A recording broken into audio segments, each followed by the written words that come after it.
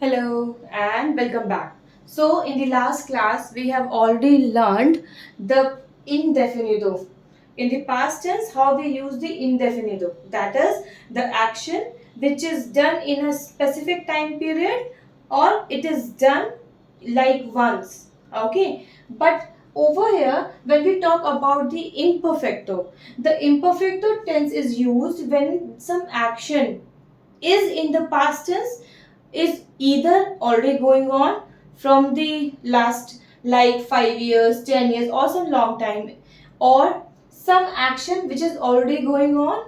And the another case is when any action which is into the description, when we are describing something, any situation, any story or anything, where we are setting up the description, this is the case where imperfecto is used.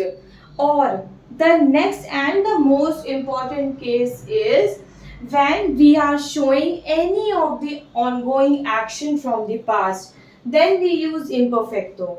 So if we talk about any of the routine, any of the habit, if you have any habit which is from your childhood, suppose we talk something or any action or any habit or routine from the childhood was crossing like this. So imperfecto is used. And when we talk about the conjugation, so over here once again similar to the indefinido, ER and IR conjugation is same, only the AR ending verbs conjugation changed comparative to indefinido. So over here, aba, abas, aba, abamos, abais, aban.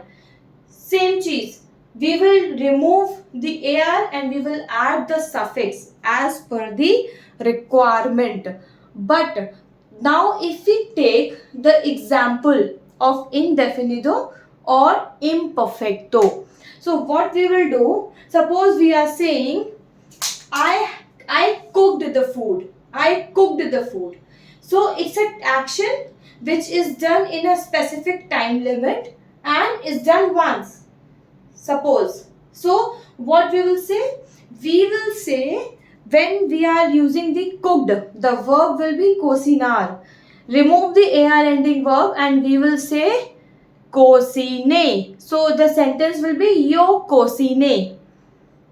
Yo cociné la comida por la mañana. Right? Now, if we talk about any of the verb which is useful in imperfecto, right? Suppose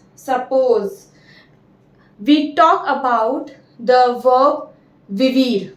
Okay? So, we are living in Madrid, right? So suppose we are living since 5 years or 10 years or a long time ago, correct, whatever the example you take in this case. So the verb will be conjugated like vivir is IR ending verb. So it will become vivia, right? So yo vivia en la Madrid, and El Madrid or La Madrid, or not. I'm not talking about the Madrid. I'm talking about any of the place which can be masculine and form feminine, and we can use the L or La together.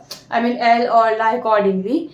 Correct. So this is the way we just use the conjugation for the verbs. But remember whether we have to use the indefinido or imperfecto, a completely different way of conjugations for AR ending verbs simply. So hope the difference is clear to you now, how we are using indefinido and imperfecto for the past tense. Thank you.